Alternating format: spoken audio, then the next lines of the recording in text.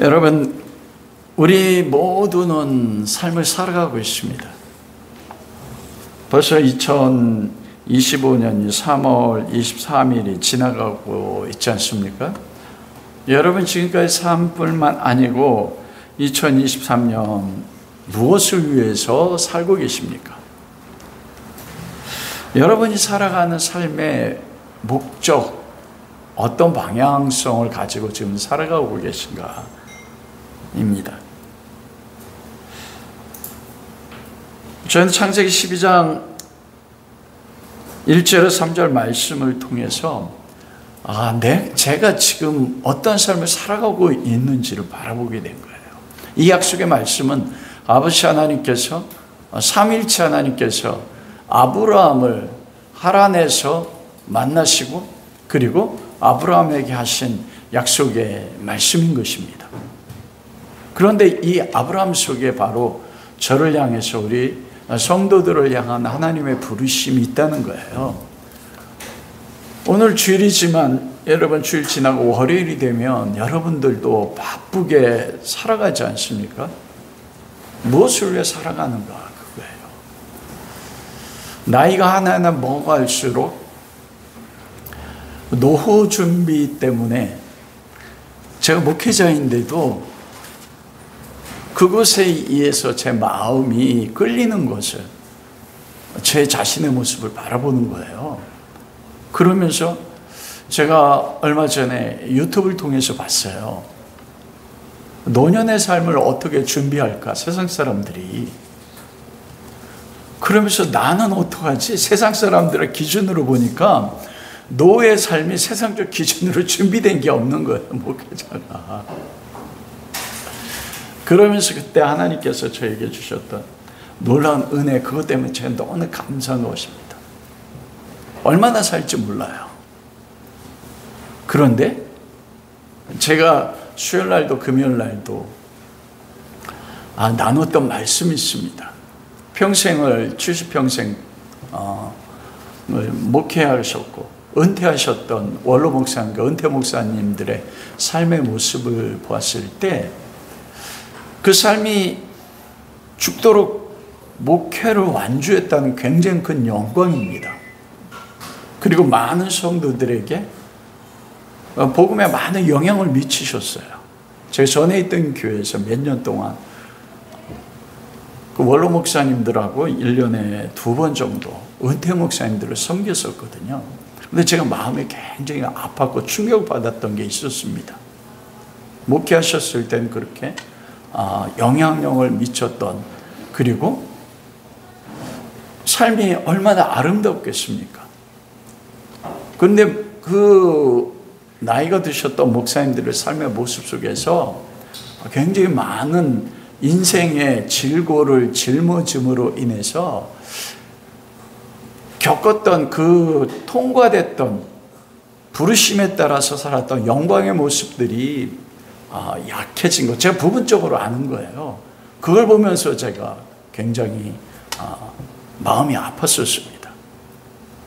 왜 70이라는 나이가 은퇴가 되면 목적 자체가 뭐가 돼요? 어떻게 노예의 삶을 살아갈까? 왜 그랬을까? 아브라함은 175살을 살았거든요.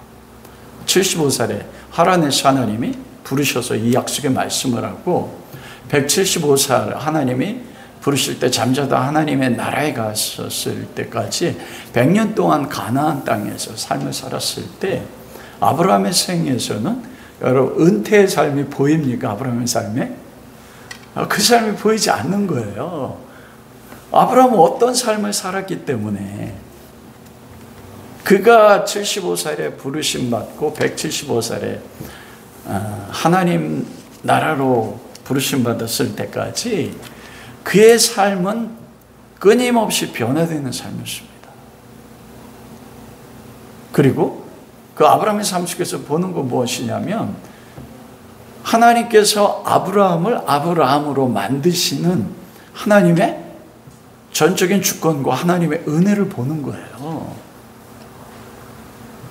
그것 속에서는 아브라함의 자신이 살았던 삶의 목적에 대한 방향성도 있었겠지만 그의 삶에서 되어지는 모든 환경들을 통해서 때로는 우리가 아는 것처럼 믿음의 조상인 아브라함이 우리 그 얘기할 때마다 기뻐.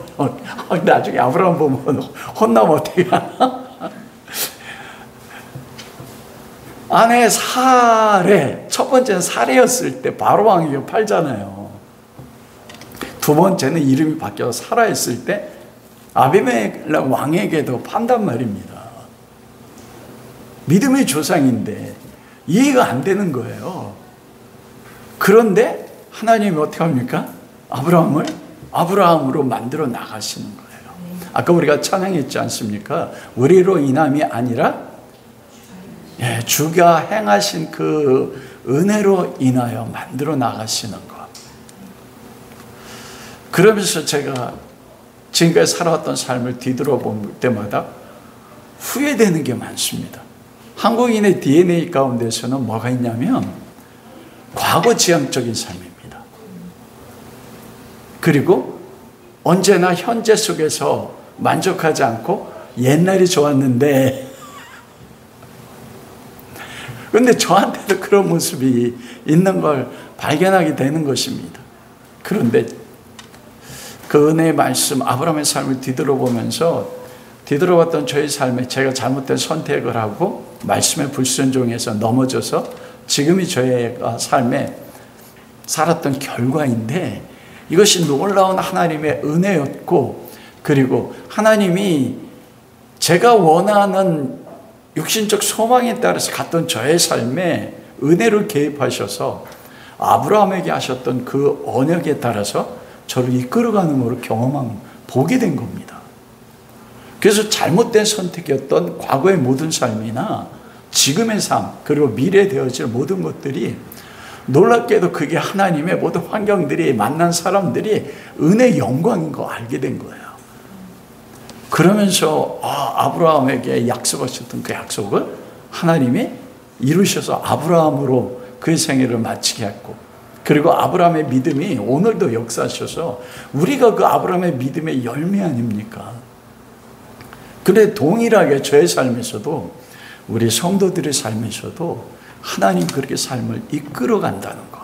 내가 지금 가지는 삶의 목적을 가지고 그 삶을 향해서 방향을 나아간다 할지라도 우리의 살아가는 그 삶의 방향성 속에 무엇이 있습니까? 하나님이 주권을 가지고 창세전에 하신 언약에 따라서 우리 삶을 이끌어가는 거예요. 근데 어떻게 이끌어가는 거예요? 그게 바로 오늘 본문 말씀에서 하나님이 아브라함과 하신 언약의 내용인 것입니다.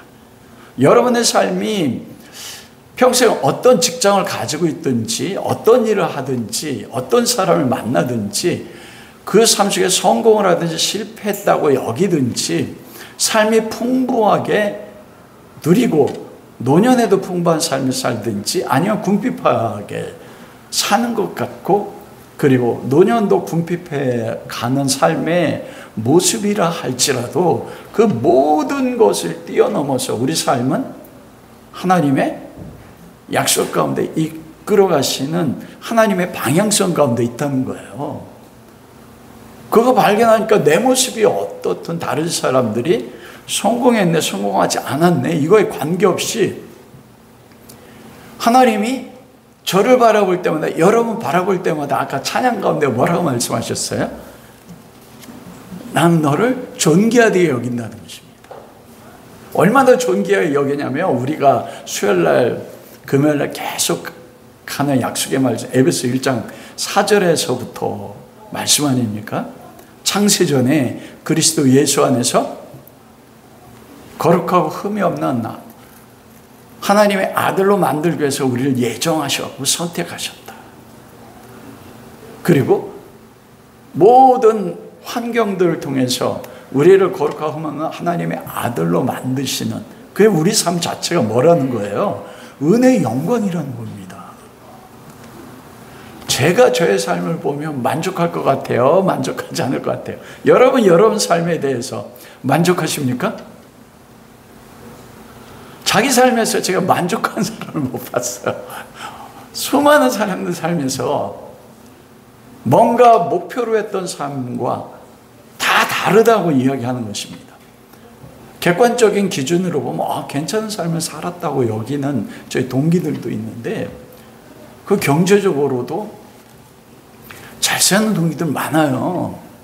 그런데 만나서 얘기해 보면 그 삶 자체에 대해서 만족하고, 이것이 나에게 주신 하나님의 분기시고, 이것이 하나님이 나를 거룩하고 흠없는 하나님의 아들로 만들어 나가시는 은혜의 영광으로 나의 삶을 이끌어가는 하나님의 사랑이구나, 그걸 통해서 기뻐하고 만족하는 게 아니라 끊임없이 그 삶에서 내가 원하는 것이 성취되지 않은 걸 통해서 고통스러워하는 것을 바라보게 되는 것입니다.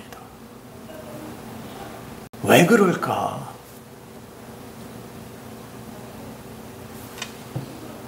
하나님의 우리를 향하신 창세전의 은혜가 무엇인지요? 지금도 내 모습이, 우리 환경이 어떠하든지 미래가 불확실하지 않습니까? 특히 우리 젊은이들 같은 경우는 한국에 대해서 어떻게 생각하세요? 대한민국 좋은 나라예요. 근데 젊은이들은 특별히 대한민국의 노년의 2분의 1 이상의 노후가 준비가 안 됐습니다. 통계적으로 2분의 1이 더 된다 말씀하고 있어요. 젊은이들도 똑같지 않습니까? 그런데 그런 나에게 주어진 지금의 삶 자체가 얼마나 큰 하나님의 창세전에 예정하시고 선택하신 은혜 가운데 있고, 내 삶 자체가 하나님의 약속을 이루기 위해서 이끌어 가시는 하나님의 최고의 사랑인 것에 대한 보는 눈이 잃어버렸습니다. 우리가 하나님 앞에 얼마나 존귀한 하나님의 아들들인지, 지금 나의 이 모습, 내가 나도 인정하지 못하고 용납하지 못하는 모습을, 여러분, 하나님이 창세전에 거룩하고 없는 아들도 만들기 위해서 하나님이 작가가 되셔가지고 PD가 돼서 계획한 거예요. 그거에 따라서 이 지구란 우주 만물이라는 세트장에 보내셔서, 내 삶이 나의 마음이 안 들지만 작가하고 프로듀서의 하나님이 어떻게 한 거예요? 이끌어가는 거예요. 그러면 내 삶을 바라볼 때 여러분 얼마나 영광스러운지 모릅니다. 그게 아브라함을 향해서 하신 언약이었고, 아브라함을 만드셨던 하나님의 은혜였고, 오늘 약속을 통해 말씀하신 게 뭐냐면 너희 가운데 동일하게 내가 이룰 나의 언약이라 그렇게 말씀하는 것입니다. 여러분, 이게 오늘 설교의 마지막이에요. 여기서 끝날까요? 하나님께서 아브라함에게 하신 그 약속에 대해서 세 가지입니다.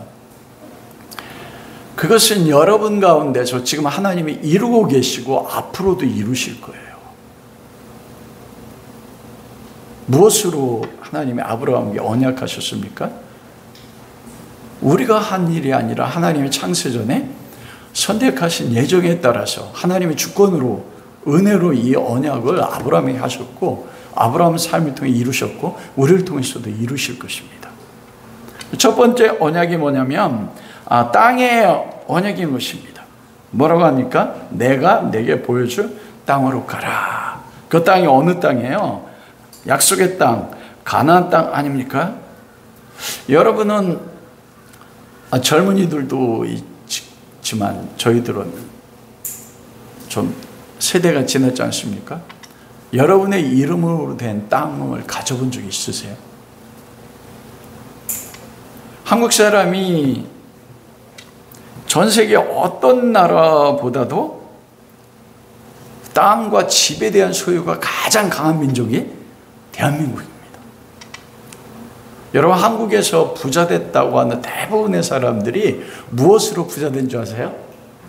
땅입니다. 땅 부자. 조선시대로부터 최고의 부자들을 뭐라고 이야기해요? 만석군이라고 하잖아요. 만석군이 뭐예요? 천석군. 땅, 논에서 그 수확하는 벼의 결실이 만석이라는 거예요. 여러분, 우리나라 기업의 많은 대기업들도 땅 장사에서 부자된 기업 굉장히 많습니다. 그만큼 모든 사람들에게서 첫째 소망되는 게 땅이에요. 그래서 아브라함의 언약, 가나안 땅을 너에게 주리라 땅 했을 때 아브라함의 자손인 하나님의 백성들이 누려야 될 것 가운데 하나가 이 육신의 세계 가운데는 땅이라고도 여긴 사람들이 너무 많아요. 저도 그랬었으니까. 왜냐하면 내가 내게 지시할 땅으로 가라. 이게 땅이잖아요, 진짜로. 우리가 지금 소망하는 것 가운데, 여러분 가운데 우리 젊은이들도 자기 이름으로 된 집 없잖아요. 그죠? 결혼하려면 뭐부터 걸려요? 집부터 걸린단 말이에요. 근데 대한민국 지금 집값이 너무 비싸져가지고, 그리고 땅도 너무 비싼 것입니다. 그래서 그리스도를 믿고 예수 그리스도에게 순종하고 복종함으로써 얻어지는 주님 앞에, 그리스도 앞에 복받았다고 여길 때요, 그 기준이 뭔지 아십니까? 이 땅과 집으로 대변되는 재물입니다. 그래서 특별하게 믿음의 새 조상 아브라함과 이삭과 야곱 가운데서 우리가 가장 좋아하는 조상이 누굽니까? 빈손으로 바단 아람에 갔다가 거부가 돼서 야곱이 14년 동안 외삼촌 라반을 섬기다가, 그리고 6년 동안에 거부가 됐습니다, 여러분. 그 신풍나무 껍질 벗겨놓고 거기서 양과 염소가 접붙이면 그 점박이가 나오고 하는 게, 그게 과학적으로 불가능하거든요. 그래서 우리가 아브라함의 자손으로 그리스도의 것이며 아브라함의 자손이라, 아브라함의 유업을 이을 자라 딱 하면 그걸 원한단 말이에요. 땅. 제가 알기로 우리 교인 가운데 자기 이름으로 땅 가진 분 계세요? 자기 이름으로. 그럼 우리가 어떻게 된 거예요? 우리 아브라함의 자손이라고 이야기하는데, 우리 젊은이들은 앞으로 미래 살 때 우리가 아브라함의 자손이니까 아브라함처럼 가나안 땅, 나의 가나안 땅 하나님 주실 거야? 믿으세요? 아멘 하셔도 돼요. 그래도 아멘 안 하네. 저는 아멘 해야죠. 근데 그 땅이 가나안 땅으로 성경은 말씀하시는데, 그 가나안 땅이 무엇인가 그 말이에요.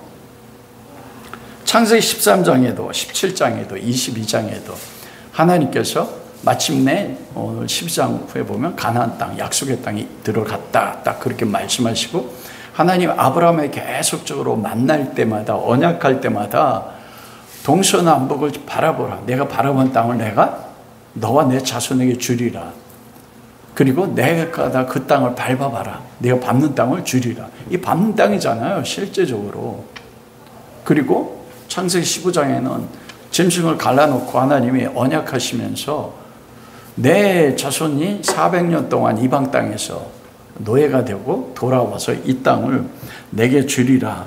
하나님이 그렇게 말씀하셨던 것입니다. 근데 여러분, 우리가 아는 것처럼 아브라함이, 사라가 죽었을 때, 175살에 아브라함이 죽었을 때 실제적으로 아브라함이 자기 이름으로 가졌던 땅이 어느 땅입니까? 에브론의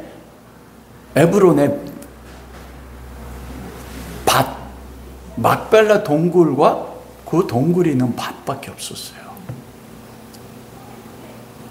그게 아브라함이 죽었을 때 자기 소유로 가졌던 유일한 땅입니다. 여러분, 이삭에게도 약속했잖아요. 야곱에게도 약속했습니다. 근데 이삭이 죽을 때도, 야곱이 죽을 때도 그들이 받았던 땅, 그들이 죽어서 누렸던 자기 이름으로 가르쳤던 땅이 뭐밖에 없습니까? 그 헤브론 땅에 막벨라 동굴에 이삭과 야곱도 거기서 묻혀.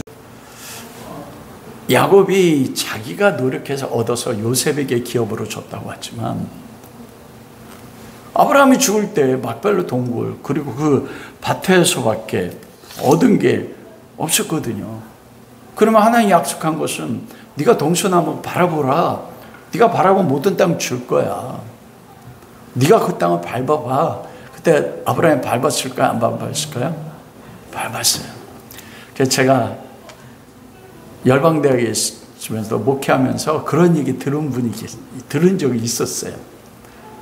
목사님 제가요 아브라함의 약속을 믿음으로 받고 저희 집이 없고 땅이 없어가지고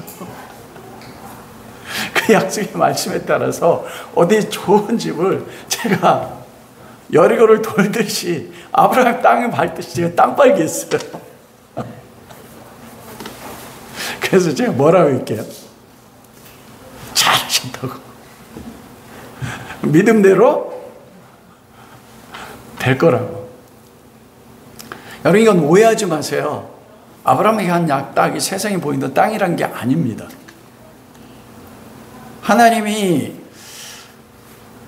성도들이 믿음의 삶을 살아가고 하나님의 언약을 이루는 삶을 살아갈 때 하나님 나라를 이루기 위해서 필요할 때 그 모든 건 주세요. 땅이 필요하면 땅을 주고 집이 필요하면 집을 주고. 근데 그게 하나님의 약속한 땅은 아니라는 겁니다. 그게 우리가 예수 그리스도를 믿어서 얻은 복이 세상에 땅이나 집이 아니라는 거예요. 여러분, 그래 이스라엘 자손 야곱의 자손들이 나중에 가나안 땅에 들어가서 솔로몬의 범죄로 인해서 남과 북이 분열되지 않습니까? 북이스라엘은 BC 722년에 아수르에 의해서 멸망합니다. 그리고 아수르 땅 제국으로 다 흩어져 버려요. 그리고 남유다는 BC 586년에 바벨론의 느부갓네살 왕에 의해서 70년 동안 바벨론과 바사에서 포로로 잡혀간다고요. 예레미야 약속대로 70년 만에 돌아왔었을 때 그 땅의 통치자는 누구였냐면 바사, 페르시아 제국이었습니다. 그리고 BC 150년경에 마카비가 혁명을 일으켜서 그때부터 BC 64년까지 거의 100년 정도 하스모니아 왕조로 해서 독립했어요. 그리고 BC 64년에 폼페이 로마의 장군에 의해서 로마의 식민지가 땅을 잃어버렸어요. 하나님은 내가 보던 땅을 영원히 주리라고 약속하지 않았습니까? 그리고 AD 70년에 티투스 장군에 의해서 예루살렘이 완전하게 무너져 내렸습니다. 돌 위에 돌 남지도 않고. 왜냐하면 헤롯의 스룹바벨의 성전을 헤롯 대왕이 증축했거든요. 근데 금으로 다 성전을 입혔다고요. 그때 로마가 AD 70년 침공할 때 성전이 불이 났어요. 누가 불 질렀는지 모르지만. 그러자 금이 다 녹아내리자 어떻게 됐어요? 금과 금이 그 돌 사이에 스며든 겁니다. 그러자 로마 병사들이 돌을 다 드러내면서 금을 다 깬 거예요. 그래서 성전이 돌 위에 남지 않았습니다. 예수님 말씀대로. 그리고 그때 100만 명이 죽었어요, 여러분. 그 지금도 프랑스 파리의 개선문에 가면 티투스 개선문이 있습니다. 거기 보면 메노라 이 7촛대 그 메노라를 메고 오는 곳도 있고 거기에 이스라엘 사람들이 노예로 붙잡혀오는 100만 명 이상이 노예로 팔렸어요. 그래서 전 세계 디아스포라로 흩어졌고 1948년 이스라엘이 지금 땅에서 독립할 때까지 여러분 1900년 이상 땅이 없었습니다. 하나님의 아브라함에게 한 땅이 가나안 땅, 보이는 땅이라면 하나님의 약속이 이루어지는 게 아니지 않습니까? 그러면 그 땅이 뭔가는 거예요.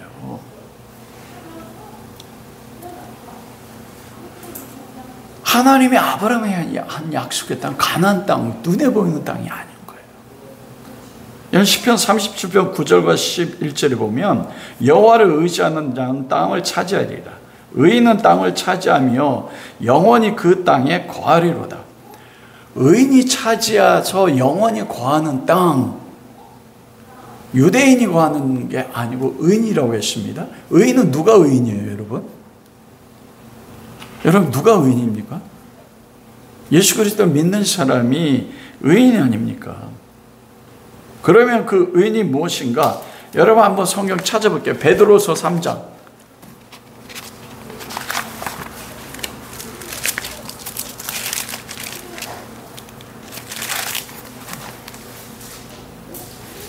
(3장) 13절 누가 찾아서 한번 읽어봐 주세요.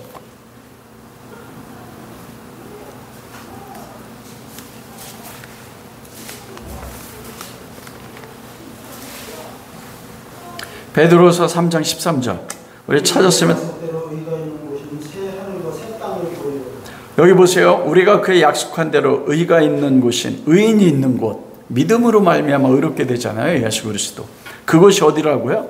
새하늘과 새 땅. 새하늘과 새 땅은 무엇입니까? 요한계시록 21장 1절에 보면 보라 새하늘과 새 땅 새 예루살렘이라고요. 그곳에 누가 들어갔냐? 의로운 자 그리스도를 믿는 자들을 들어가는 땅. 그러므로 하나님이 아브라함에게 약속한 땅은 세상의 가나안 땅으로 하나님이 예표하셨지만 그 땅은 어느 땅입니까? 새하늘과 새 땅. 하나님 나라인 거예요.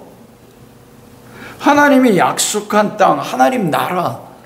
그러면 여러분 하나님 나라가 뭐 어떤 나라예요? 하나님 나라 하면 딱 여러분 떠올라야 되잖아요. 끊임없이 저희 설교했잖아요. 예수님께서 첫 설교가 뭡니까? 회개하라. 천국이 가까웠다. 거기서 천국은 뭐예요? 예수 그리스도가 천국이지 않습니까? 여러분 그래서 아브라함에게 하신 그 땅의 약속은 하나님 나라예요. 그 하나님 나라는 두 가지잖아요. 우리가 장차 들어갈 하나님 나라 그리고 이 땅 가운데서 이루어진 하나님 나라. 그래서 복음서에 보면 그러지 않습니까? 하나님 나라가 저곳과 이곳에 있지 않고 어디 있다고 말씀했어요? 너희 가운데 너희 안에 하나님 나라가 있다. 너희가 뭐예요? 교회잖아요. 성도 안에 하나님 나라. 놀랍지 않습니까, 여러분? 그래 지금 이 땅 가운데 이루어지는 하나님 나라가 그리스도로 말미암아 그리스도가 하나님 나라인데 그리스도로 말미암아 그 하나님 나라가 누구라고요? 우리가 하나님 나라예요. 여러분 아브라함에게 약속하신 땅이 누구예요? 여러분이 하나님의 땅이라니까요. 하나님이 약속한 땅이요. 교회가 하나님의 나라고 교회가 뭐예요? 아브라함에게 하신 땅인 것입니다, 여러분. 내가 하나님의 땅이라니까요. 생각해 보셨어요? 하나님의 약속한 땅이 하나님 나라라는 것은 우리가 들었잖아요. 그런데 누가 하나님 나라입니까? 하나님 나라는 너희 가운데 우리가 하나님 나라예요. 우리가 하나님 땅입니다. 어디서요? 예수 그리스도 안에서요. 그래서 하나님이 아브라함에게 한 약속을 지금 누구 통해 성취하고 있습니까? 나를 통해 성취하고 있어요. 국가에 세수가 있습니다. 땅과 국민과 주권이에요. 주권은 뭐예요? 하나님 통치하는 거죠. 그게 놀랍게도 그러면 아브라함에게 약속한 큰 민족은 누군가? 하나님의 민족이요. 여러분 그 하나님의 큰 민족은 누굽니까? 이스라엘 민족 아니에요. 그래서 아브라함의 12지파가 430년 동안 이집트에서 200만으로 나와 출애굽했었을 때 그게 하나님이 아브라함에 약속하신 큰 민족 약속을 이룬 거잖아요. 그런데 놀랍게도 스데반이 설교할 때 광야의 이스라엘 민족을 향해서 뭐라고 말씀합니까? 광야? 교회라고 했잖아요. 이스라엘 민족 200만 명이 40년 동안 광야에 살 때 여호와께서 광야 교회에 이스라엘 민족이 광야 교회예요. 그러면 구약의 이스라엘 민족이 광야 교회야. 신약의 그리스도로 말미암아 믿는 자들로 인해 시작된 게 신약의 교회입니다. 그게 합이 뭐예요? 새 예루살렘 성의 24장로, 구약의 12지파, 신약의 교회로 대표되는 12사도. 그래서 여러분 14만 4천 명이 뭐라고 했어요? 구약의 12지파로 상징, 구약의 교회, 신약의 12사도는 신약의 교회 가장 큰 게 곱하기 수잖아요. 그건 144잖아요. 대한민국은 사람이 많다 할 때 수만한데 유대인들은 최고 많은 수를 1000으로 이야기합니다. 그래 144 곱하기 1000 하면 뭐예요? 14만 4천이에요. 이게 하나님의 창세전에 하나님이 예정하신 하나님의 아들들의 숫자란 말입니다. 그게 아브라함에게 약속하신 뭐예요? 큰 민족입니다. 그러면 땅도 그리스도야. 이 큰 민족이 쉬운 말로 하면 뭐예요? 신약 구약의 완성된 교회 아닙니까? 교회 머리는 누굽니까? 예수 그리스도예요. 큰 민족이 그리스도예요. 그리고 큰 민족을 이루는 교회는 누굽니까, 여러분? 교회는 여러분이잖아요.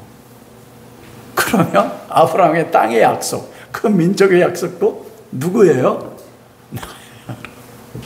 하나님이 왜 우리를 보고 존귀 여기신 줄 아십니까?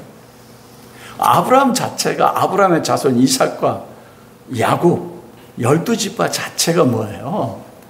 하나님이 창세전에 약속하셨잖아요. 그리스도 십자가의 죽이심으로.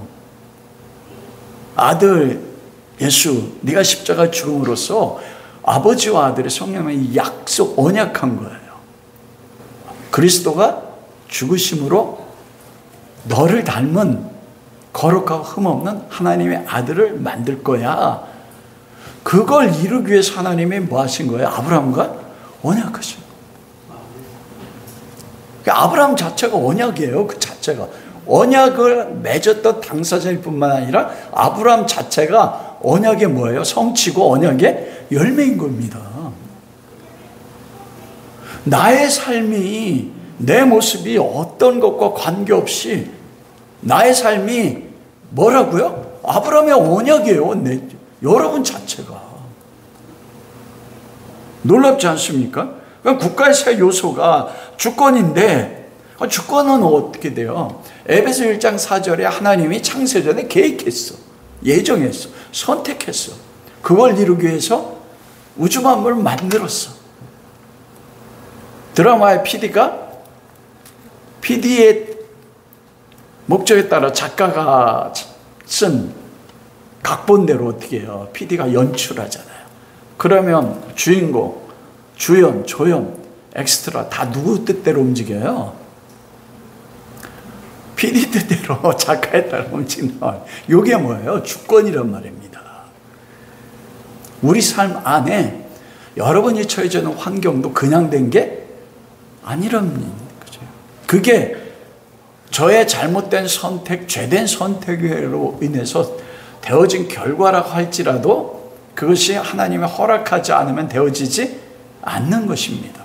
그래서 그 모든 것이 합력해서 뭘 이룬다고요? 선을 이룬다. 그 선이 뭐예요? 하나님의 아들의 형상을 만들어 가는 거예요. 여러분, 그럼 기쁘지 않습니까? 내 삶이 내가 봐서도 인정 못하는, 어떻게 보면 패배자 같고 미래에 어떤 소망도 보이지 않는 그런 삶인데, 놀랍게도 하나님 뭐라고 하냐면 너는 나의 걸작품이야. 이걸 보는 믿음의 눈이 없어요. 안 기쁘세요? 얼굴 보니까 전혀 안 기쁜 것 같아요. 주님께서 말씀 통해서 여러분에게 여러분의 삶이 얼마나 하나님의 걸작품이고 아브라함에게 언약 자체예요. 놀랍지 않습니까? 우주 만물보다 크신 하나님이에요. 전능하신 하나님이에요. 우주도 하나님에게 다 채워질 수가 없습니다. 그런 하나님이요, 아파를 갔다고 했잖아요. 아까 이경희 사모가. 그런 우리를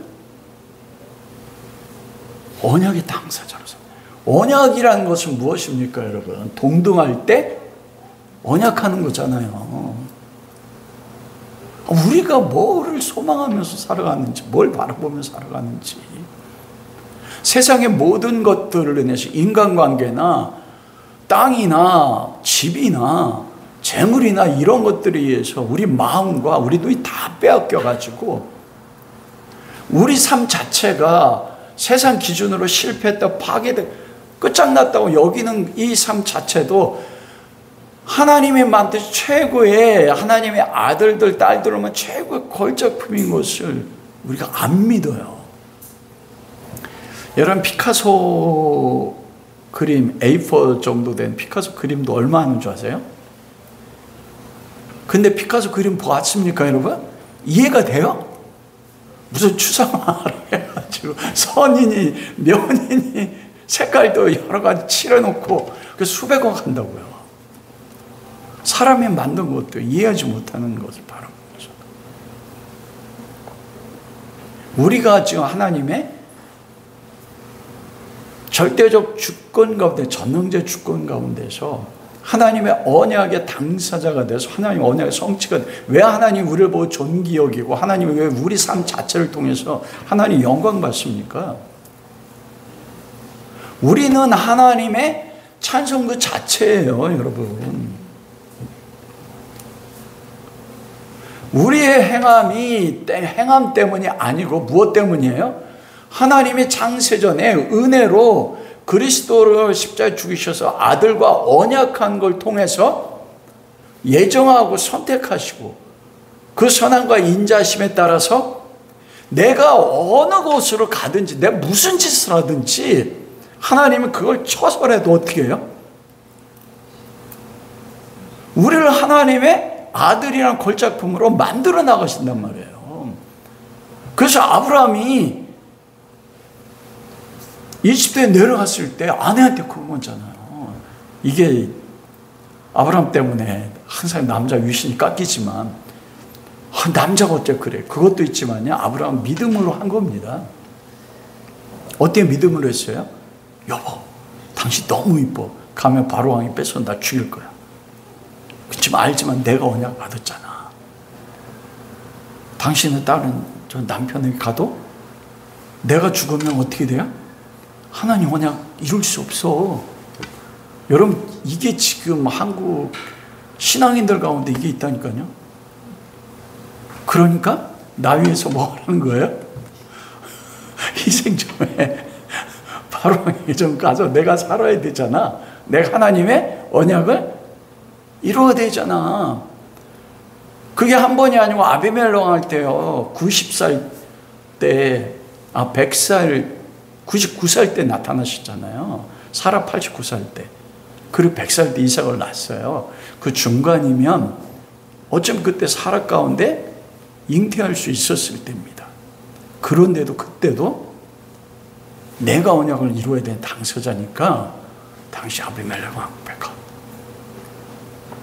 이게 우리 삶이에요. 근데 하나님은 바로를 치고 아비멜렉을 쳐서 어떻게 합니까? 사라를 아브라함에 돌이켜가지고 그 약속을 이루세요.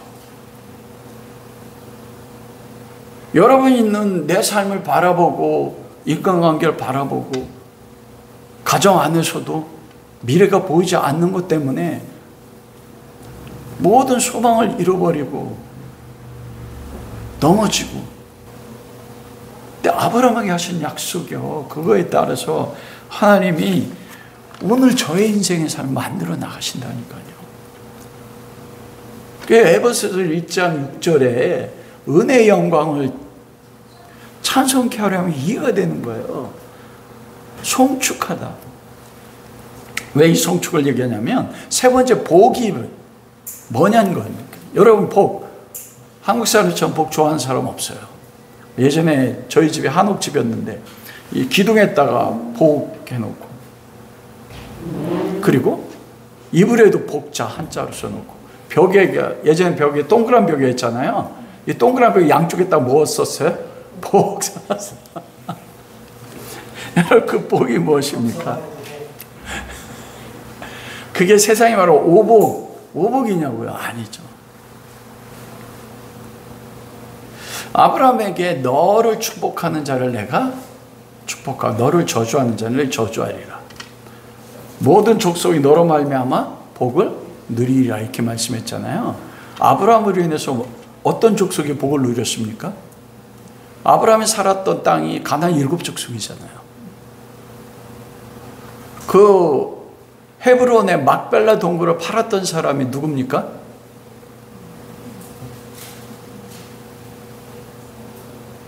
저기 에브론이잖아요. 해족속.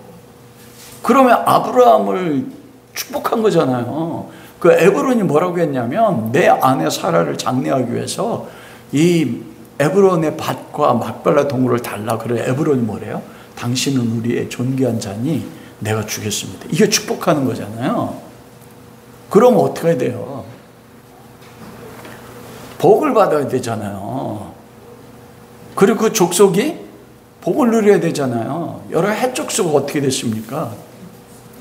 저주받은 가나안 7족속입니다. 아브라함으로 인해서 그 하나님의 복을 누린 족속이 있습니까? 없어요, 여러분. 그러면 이 너로 인하여 모든 족속의 복을 누리라 할 때 너는 누구예요? 아브라함이 하나님의 아브라함과 언약하지만 아브라함은 누구의 모형입니까? 예수 그리스도의 모형이에요. 그래서 하나님은 아브라함과 언약하지만 이것이 에베소 1장 4절에 따라서 누구와 언약하는 거예요? 예수 그리스도와 언약하는 거라니까요. 그래서 아브라함이 그리스도의 모형이기 때문에, 왜냐하면 육신의 혈통으로 하면은 예수 그리스도가 누구의 혈통으로 나와요? 아브라함의 허리에 있잖아요. 마리아의 혈통이잖아요. 마리아가 유다의 혈통이고 다윗왕의 혈통이고 그렇잖아요. 하나님이 아브라함으로 계시됐지만 예수 그리스도와 언약해서 너가 누굽니까? 예수 그리스도인 겁니다. 그러므로 그리스도로 말미암아 얻는 복이 무엇입니까? 너는 복이 될지라. 아브라함이 복이에요. 맞아요. 뭐로 인해서? 그리스도를 믿는 믿음 안에서. 여러분, 복이 뭡니까? 바라크 시편 103편 1절을 보면 너는 그 여호와 이름을 송축하라. 송축하라가 바락이에요. 그리고 이 바락이 뭐냐면 꿇어 엎드려 그 발에 입맞추다. 이게 바락이라니까요. 하나님의 지성소의 보좌에 들어가서 그 발등상 앞에 입맞추는 게 뭐냐면 그게 예배입니다. 송축하는 겁니다. 예수님 오셨을 때 막달라 마리아와 마리아가 그랬잖아요. 자기 향유 옥합을 깨뜨리고 예수님 발에 입맞추고 그 발에 향유를 붓고 머리털로 그 발을 씻겼어요. 이게 복이에요. 뭐예요? 그리스도에 대한 사랑. 예수 그리스도가 나의 삶의 전부가 돼서, 향유는 신부잖아요. 여자는 순결의 상징, 생명을 깨트려서 나는 주님의 발도 씻을 수 없는 죄인입니다. 아파릅니다. 그러면 사랑으로 그 발 앞에 입 맞추는 게 복이라니까요. 그게 뭐예요? 그리스도를 믿는 것. 믿음의 마지막이 뭐로 나타납니까? 사랑이잖아요. 믿음, 소망, 사랑. 그리스도에 대한 사랑의 전부요. 그럼 보십시오. 그리스도는 교회의 머리예요. 너로 말미암아 천하 만민이 복을 누린다. 그러면 요 너 속에 누가 있어요? 나가 있지 않습니까? 여러분, 그래 우리가 복이라니까요. 그래서 요셉으로 말미암아 누가 복을 누렸습니까? 보디발 장군이 복을 누린 거예요. 여러분이 세상에 어떤 위대한 사람이나 잘 사는 사람이 저 복과 아니라니까요. 그러니까 상대적 결핍 가운데서 내가 하나님의 복 그 자체인데, 하나님이 하늘과 땅의 모든 것들을 주시기 위해서 우리를 복으로 삼았는데, 내가 얼마나 복받은 존재인지를 알지 못하니까 세상에 좀 집 있다고, 경제적으로 여유가 있고, 사회적 신분이 높다고 해서, 여러분 그런 거 평생에 누리지 말라는 거 아니에요. 하나님 다 주신다니까요. 그냥 그게 목적이 아니라는 겁니다. 그걸 바라보지 말라는 거예요. 그걸 목표로 해서 그게 복이니까 나 그거 받기 위해서 주님의 충성, 그렇게 살지 말라는 겁니다. 여러분 자체가 뭐예요? 복이에요. 창세기 15장에 나는 너의 큰 상급이라. 하나님 여호와가 누구라고 했습니까? 로마서에서 그리스도잖아요. 그리스도가 큰 상급이에요. 그분이 누구 안에, 내 안에 계시단 말이야. 내가.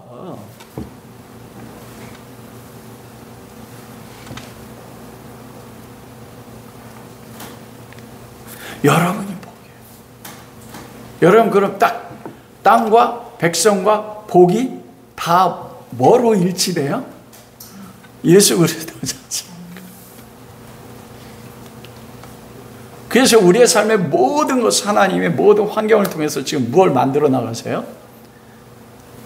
하나님의 아들이요, 아들들. 그리스도를 닮아가는 아들로 여러분을 만들어가기 위해서 그 언약을 지금 창세전부터 지금 어떻게 해요? 하나하나 이루어가세요. 와, 얼마나 놀라운지 모릅니다.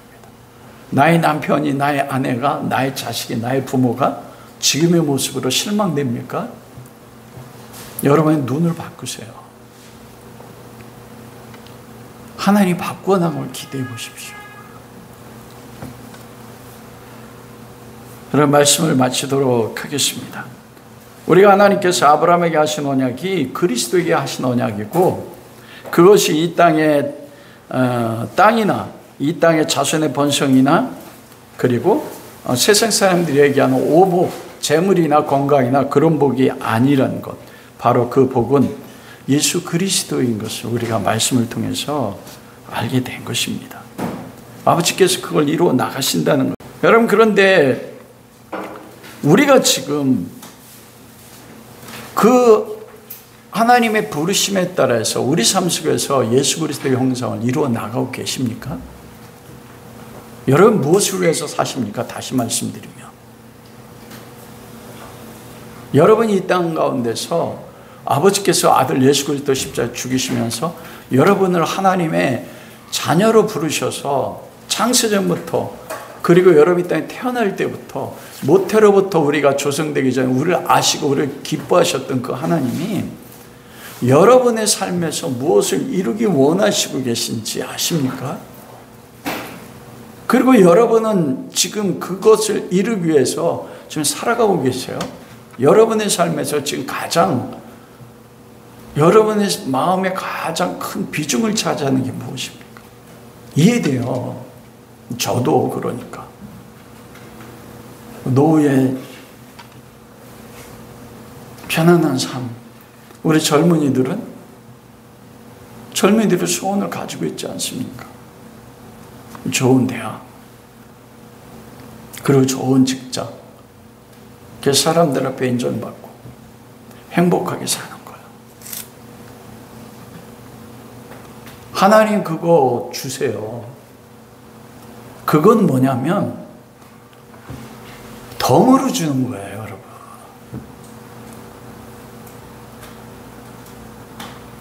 그게 목적 자체로 주시는 게 아니에요. 우리의 삶의 방향성 가운데 예수 그리스도가 있는 겁니다. 하나님 그 언약을 이루어가거든요. 근데 우리의 아픔은 어디냐면 우리는 연약하잖아요.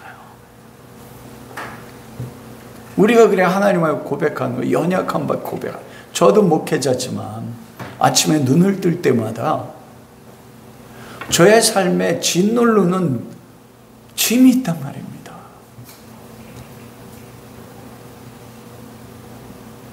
왜냐하면 육체를 가지고 있기 때문에 살아가야 되는 거예요. 때로는 그 모든 짐들이 내 삶을, 내 마음을 장악해가지고 사도 바울 고백처럼 내가 선을 행하려고 하나 내 또 다른 법이 있어서 내 안에 있는 또 다른 법이 나를 죄악 가운데 이끌어가는 것을 매 순간 보고 경험하는 겁니다. 그때마다 오라 난 권고한 자로다. 이 사망면에서 누가 나를 이끌어가랴. 우리 연약하지 않습니까? 근데 하나님이 어떻게 그걸 이루어 나가십니까? 그래서 하나님의 창세년 그날에 우리를 이루실 하나님의 약속이요. 우리의 행함으로 아니라 무엇을 이루신다고요? 주님의 행하신 거예요. 주님이 창세전에 아들 예수 그리스도를 죽임을 통해서 나는 넘어지지만 우리는 아브라함처럼 아내를 팔면서까지 내 뜻대로 살아가려고 하지만 하나님은 뭐 하십니까? 아들을 죽이시면서까지 우리를 만들어 나가신다는 거예요. 그날에 그 은혜로 인해서 우리가 완전한 것 때문이 아닌 것입니다. 아브라함에게 그렇게 아브라함이 자기 뜻대로 살아가려고 했을 때 하나님의 은혜로 아브라함을 아브라함으로 만들어 가신 거죠. 여러분, 아브라함의 삶의 마지막이 어떻게 끝났는지 아시지 않습니까? 아내 사라가 죽고 그 노년의 마지막에 그들과 취해서 후처 취해가지고 6명의 자녀를 낳았어요. 근데 그 자녀 6명은 구원 못 받은 자녀입니다. 그게 인간이 살아가는 인간의 속성입니다. 죽을 때까지. 그런데 어떻게 해요? 하나님 그 아브라함에게 은혜를 더해서 믿음의 조상이라고 그 가운데 이삭과 야곱을 통해서 하나님의 큰 민족을 이루고 그 가운데 누가 나게 하셨습니까? 예수 그리스도 나게 하신 거예요.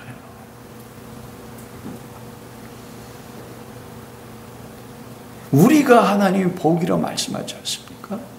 여러분이 지금 어떤 모습 가운데 있다 할지라도 미래가 세상적으로 불확실할지라도 하나님 말씀하니 너희는 복이야. 내가 너를 지명하여 불러내. 넌 내 것이야. 내가 너를 복으로 만들 것이고 너로 인하여 네가 만난 사람이나 네가 있는 환경을 복으로 내가 만들어 나갈 거야. 그러므로 여러분 그 로마서 12장 1절에서 2절에 말한 그러므로 너희 몸을 하나님이 기뻐하시는 거룩한 산 제물로 드리십시오. 몸입니다. 내 삶이에요. 제물이 뭐예요? 예수 그리스도 아닙니까? 그날에 우리를 그리스도가 가신 그 길이요. 그 길 십자가의 길을 따라가시는 겁니다. 찬양했잖아요. 그 길 따라가리라. 그게 산제물, 그리스도의 십자가의 죽으심 같은 산제물 드리고 그것이 영적 예배입니다. 그게 바라크, 송축하는 삶이 복이라고 했잖아요. 그때 여러분의 삶을 통해서 하나님이 영광 받는 거예요. 기대가 되지 않습니까? 내가 넘어져도 은혜야. 이걸 통해서 하나님이 또 다른 나의 삶을 만들어 나갈 겁니다. 여러분, 그러면 소망의 눈으로 그리스도를 바라보십시오. 그 주님 가신 그 길만 따라가십시오. 그때 주 그리스도께서 말씀하시고 너는 내 것이야. 너는 내 사랑하는 아들이요. 너는 내 사랑하는 딸이요. 내가 너로 인해 기뻐한다. 이런 은혜가 우리 모두에게 함께 할 수 있기를 주님의 이름으로 축원합니다.